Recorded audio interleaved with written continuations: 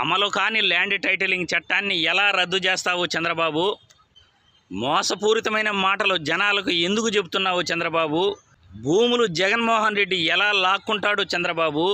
జగన్మోహన్ రెడ్డి భూములు లాక్కుంటుంటే న్యాయస్థానాలు, కేంద్ర ప్రభుత్వం చూస్తూ ఊరుకుంటాయా చంద్రబాబు? మరి అమలు కాని చట్టాన్ని నేను రద్దు చేస్తాను, ల్యాండ్ టైటిలింగ్ చట్టాన్ని నేను రద్దు చేస్తాను అని మోసపూరితమైన మాటలు ఎందుకు చెప్తున్నావు చంద్రబాబు? ల్యాండ్ టైటిలింగ్ చట్టాన్ని తీసుకువచ్చింది మోడీ గారు, అవునా కాదా చంద్రబాబు? నువ్వు కూటమితో పొత్తు పెట్టుకున్నావు. ఆ కూటమితో పొత్తు పెట్టుకొని ఎవరైతే ల్యాండ్ టైటిలింగ్ చట్టాన్ని తీసుకొచ్చారో వాళ్ళకి ఆపోజిట్గా నువ్వు మాట్లాడుతున్నావు.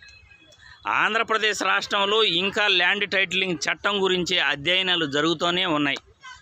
ల్యాండ్ టైటిలింగ్ చట్టం వల్ల భూ యజమానులకు రక్షణ కలుగుతుంది అని ప్రభుత్వం చెబుతూ ఉంది, కేంద్ర ప్రభుత్వం